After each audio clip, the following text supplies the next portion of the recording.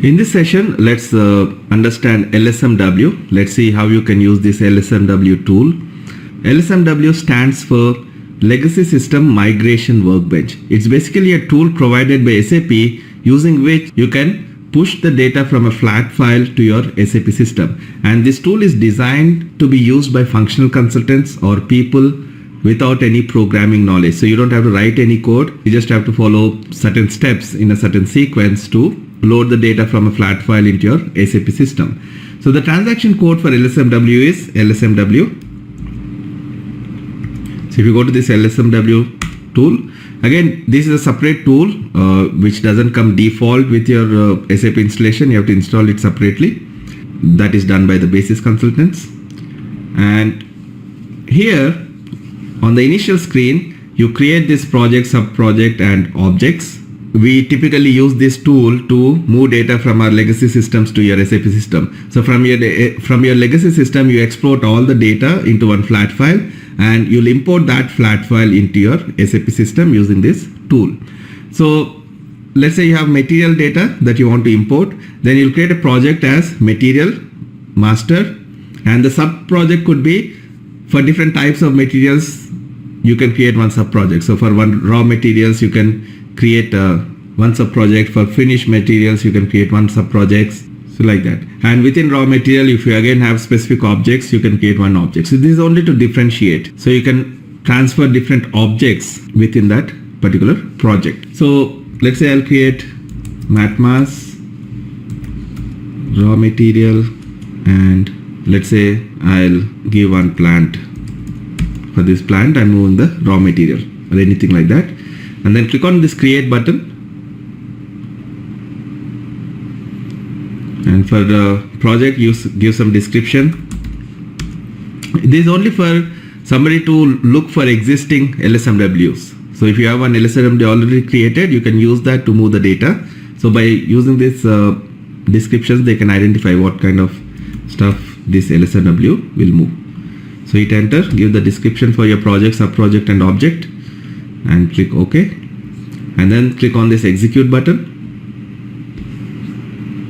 So these are the different steps you'll be following. So let's go through these steps one by one. First step is you maintain certain object attributes. So either you can double click on this or select that and click on execute button. So here you maintain different importing methods. So you have four options. Either you can use a standard batch direct input program. SAP provides certain direct input programs to move the data from your flat file to your SAP system. So if you want to use one of the existing standard SAP direct input programs, then you can give that program name here. So if you click on display change, and here if you say object and look for material,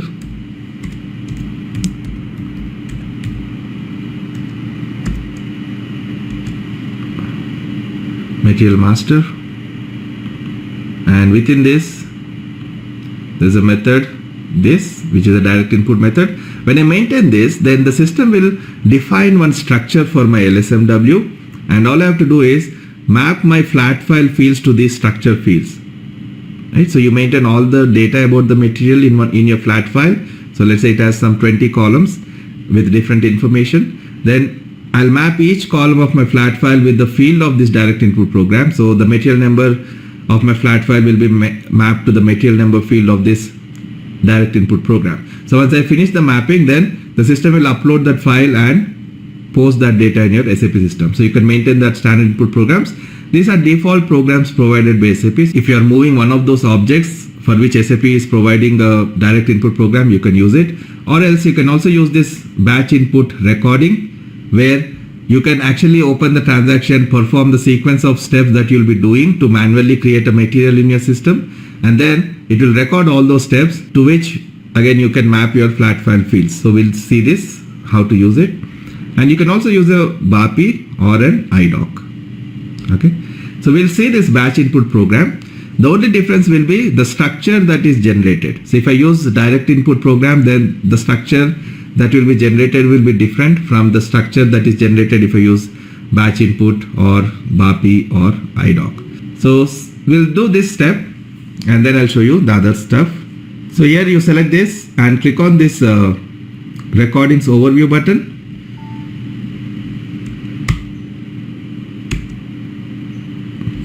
There are no current recordings for this LSMW because we are just creating it, but you can have multiple recordings. So I can do one recording and then save it, and then again I can do another recording. So based on that I can select the recording I want to use. So to do a recording, click on this create button, create recording, and give some name for your recording. Let's say REC recording structure. Give some description. Click OK.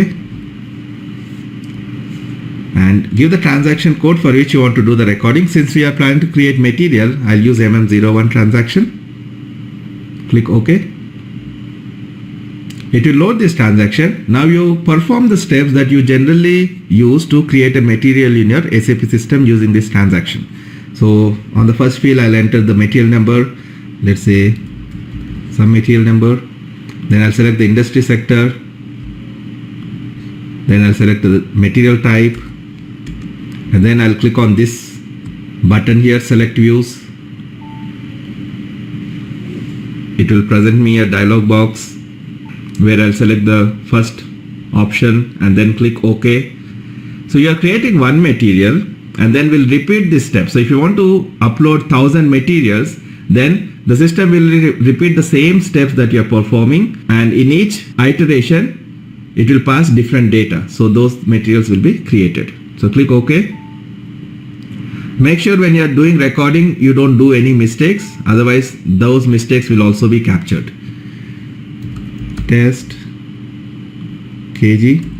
For example, if I give a unit of measure that doesn't exist, then the system will give an error message. So if you do that, then in the recording that step will also be copied. So you'll have incorrect steps. So make sure when you're recording you always give the correct data.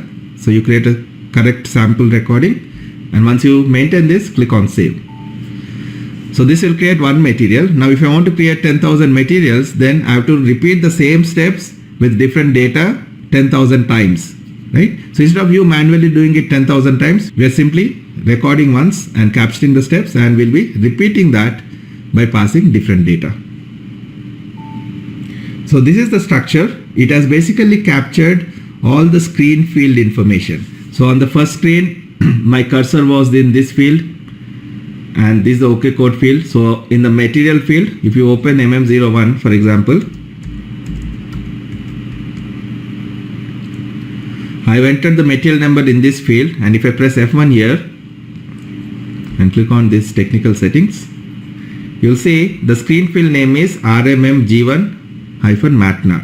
So in the recording it has captured the same thing. So in this RMMG1-MATNAR field I've entered this value. In this MBRSH field I've entered this, right? And if you see, this is the drop down box, right? When we discussed about module pool programming, I said it has key and text, two fields, right? So this is the text that is displayed pharmaceuticals, but internally the key is P for this. So it has captured that P value. So here if you see this particular field, it is MBRSH. So for this field we have entered P, or once I selected pharmaceuticals from the drop down, it has saved P in that field. So this is the value you see. So whatever fields or whatever data that will be coming from your flat file, you give some name. So in this column, double click on this column and give some name here. Let's say MATNAR. And if you want to assign a default value, that means if the flat file doesn't have any value for this field, it will use this default value. Otherwise, leave it empty. And similarly, I am not maintaining it for these things because these are not coming from the flat file. Whatever I manually entered on the screen, only for those fields it has given me this option where I'll be giving some field names. To these field names I'll be mapping my flat file fields. So this is MBRSH, industry sector, and this is material type.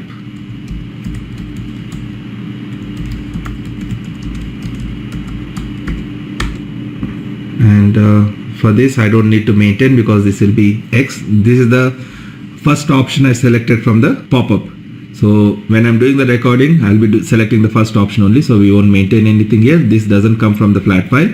But if this step also is coming from the flat file, then maintain a field here. Then for MAKTX, we maintain this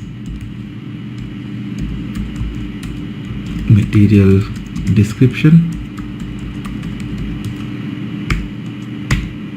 And this is unit of measure.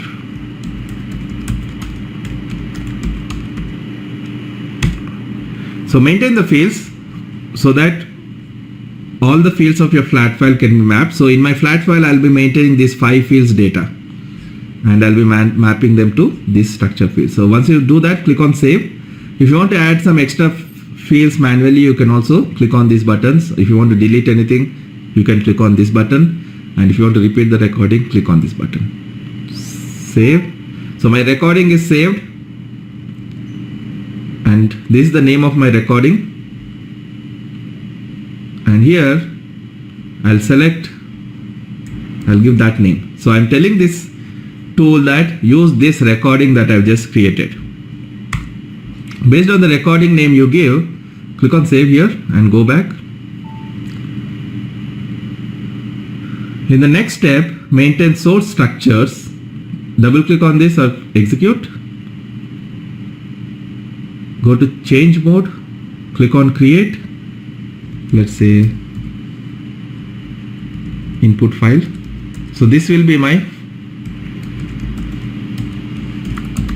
input file, source structure. Click on save.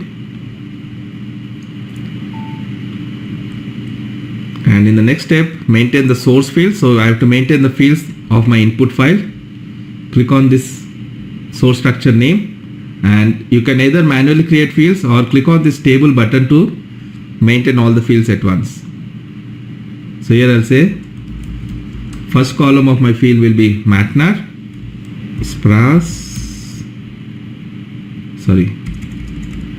MBRSH, MTART, MAKTX and means. So these are the 5 fields I'll be maintaining. Type C, all of them should be character fields.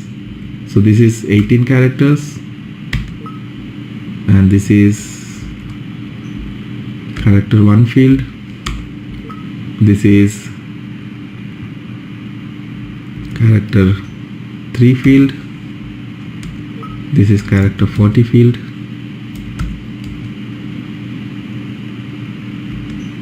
And this is character 3 field. Okay, so it has picked the field description automatically. Click on save. So these are the source field structures. Click on save. So the next step is done.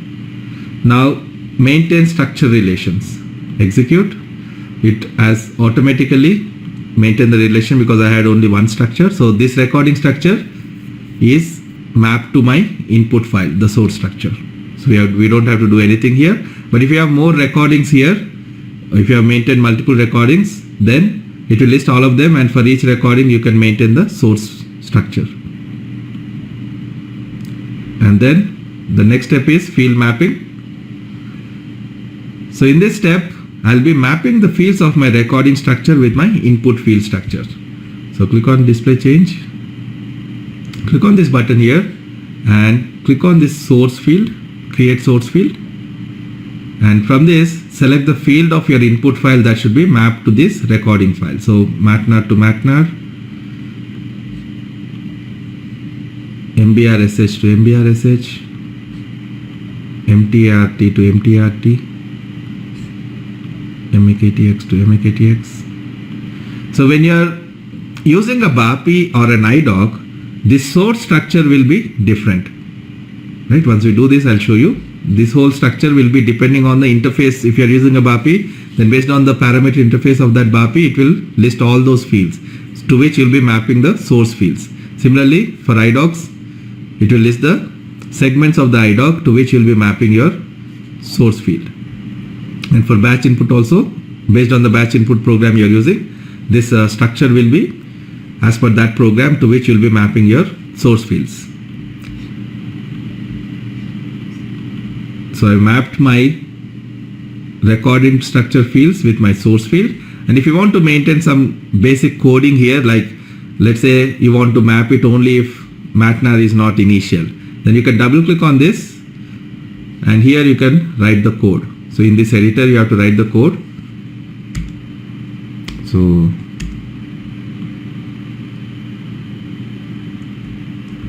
I'll say if input underscore file mtnr is not initial and end if,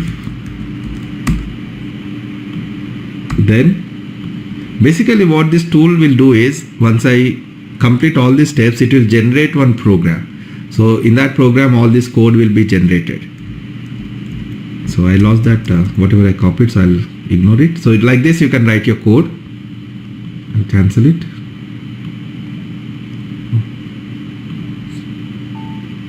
I didn't want it to save it. So like that, for each of this mapping you can write any basic code. And once you do that, save it.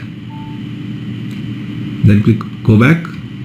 If you want to assign a constant value here, you can select this initial value, constant value, move is moving the value of that and to this.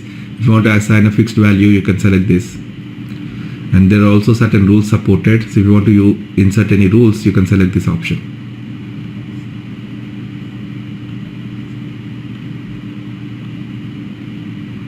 So if this rules is you can assign initial, constant, transfer, fixed value, prefix, suffix, concatenate. So if you can use any of these things.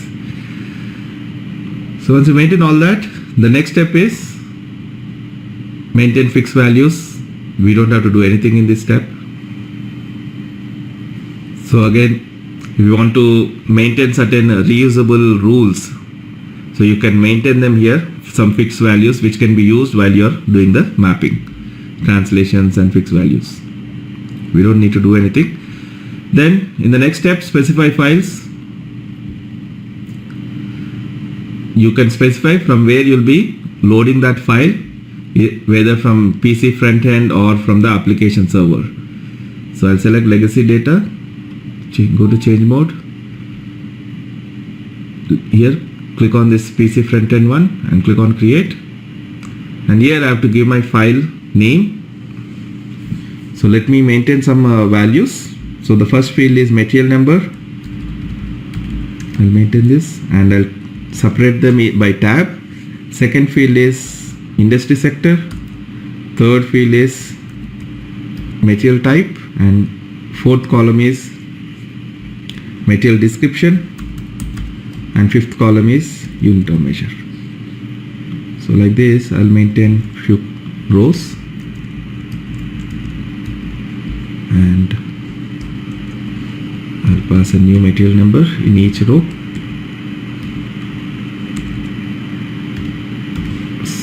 Save it.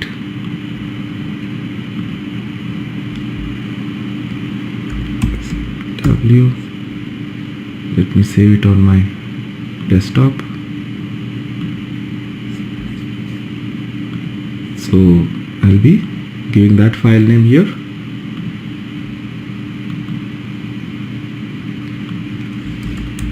And here you can select this delimiter. We separated each column by tab space, so I'll select tab. If you have not separated by any space, you can select no separator, or if you have separated by comma, so you can select the delimiter basically. So I'm selecting tabulator because I gave tab space between each column. And if you have column names as the first row, then you select this option, field name starts at start of file, so that it will ignore the first row while reading the file, and click OK. Save. Then the next step is read data. Assign files. Click execute. This is already assigned. We don't have to do anything here. And then the next step is read data. So it will read the data. If for the first time when you run it, you may want to test everything is working fine. So you don't want to load the whole file. So you can give the number. So if you say 1 to 2, then it will read the first 2 rows of that file and move it. And after that you can test everything is okay. Then you can process the complete file. In our case, we'll process the complete file. So 5 records, 5 rows are read. And if I go back and execute this, display read data, it is showing me all the files. I can click on this any row to see if the files are mapped correctly. So the MATNR field is having this value, MBRSH is having this value, MTRT this value, so it looks okay. And then convert data. Now it will convert your flat file data into your SAP data. So 5 records are converted. So at this point, it is mapping the data of your flat file to your target structure. I can see the display converted data. So again, I can select any row to see if the mapping is correct. So the transaction code, table name, transaction code is MM01, MATNR is this, MBRSH is this, MTRT is this, so it looks okay. And then create batch input session, execute. If you select this keep batch input folder, then once successfully processed, it will save the folder, otherwise the folder will be deleted. So execute. So it has simply transferred the data to batch input. Now we have to run that. So if I click on execute, I see this. I can select this and click on process. And here, if there is an error, you can process either in the foreground or background. So if you process in the foreground, then it will call the screen and it will display every step that is happening. So when you are running it for the first time, you may want to run it in the foreground to see that the fields are mapping correctly. And if you run it in the background, then it will run in the background and finally display you the log if everything was okay or not. So we'll run it in the background. Otherwise, you also have this option display errors only. It will only display when there is an error. Otherwise, everything happens in the background. Click process. Wait for a few seconds for it to complete. And then you can click on this log once it is complete to see the status. So it's not yet complete. So total number of transactions is 5. Screens is 50. 0 errors, 0 success. If I click on back,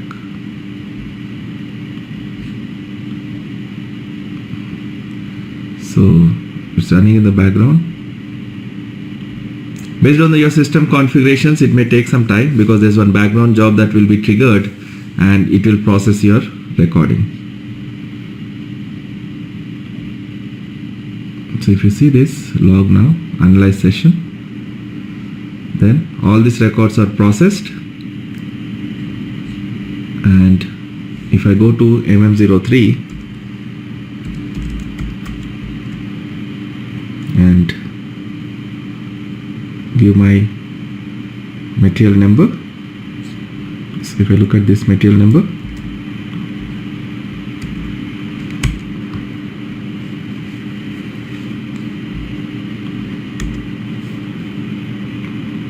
so that material is created. So test kg. Okay, so all that data is transferred. Now if I process this file again, then since those materials are already created, it will give an error. Right now everything is processed successfully. But if I say read data again, if I repeat this step, read data,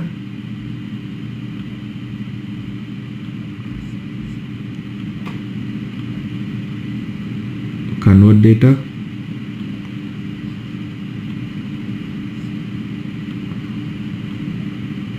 and create batch input, so it will create a new session. And then if I run this batch input, Since I'm processing the same materials that were already processed, all those materials already now exist in the system, so it should give me error.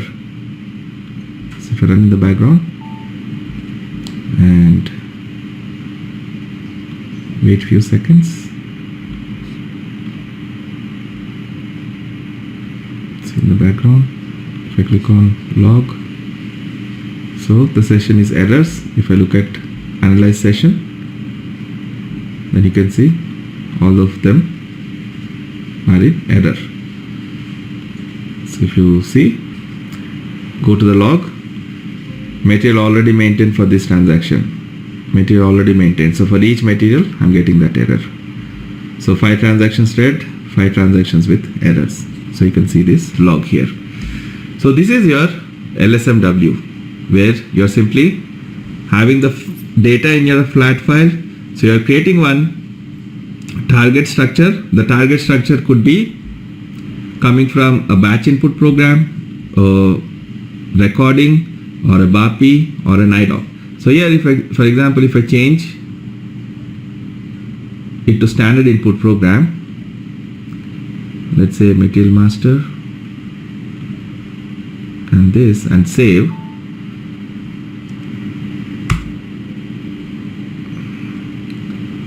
So now if you see, under maintain structure relations, I have more structures here. Earlier when we did the recording, I just had one structure with 5 fields, but now since these are coming from the batch input program, it has more number of structures. So for each structure, I need to have one flat file with that data, and I have to map it. So if I click on structure relation, so my one file is input file is mapped here. So for each of these, I'll have to create one source structure and map it. So if I just map one, and one of them is mandatory, BM mem00. So let's say I'll map the same for this also. H1 is also mandatory. So now if I see field mapping, so now under this I have different fields. All these are coming from that batch input program. All I have to do is, earlier I mapped, this was my recording structure to which I mapped my input field. So similarly, I'll select this source field. So I'll map my matnar of source field to matnar of this structure field now. And transaction code, I can maintain a constant, let's say mm01, so like this. So you'll be doing. So the only thing that changes is your target structure. So if you're doing a recording, you'll have one structure to which you'll be mapping your input structure fields. If you're using a BAPI or direct input program or an IDOC, you'll have a different structures. Okay. So that's your LSMW.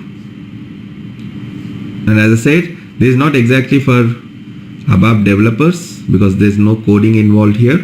This is for functional consultants and power users who have no coding knowledge to use this tool to quickly move data from a flat file to your SAP system. Okay, so that's about it. See you in the next video.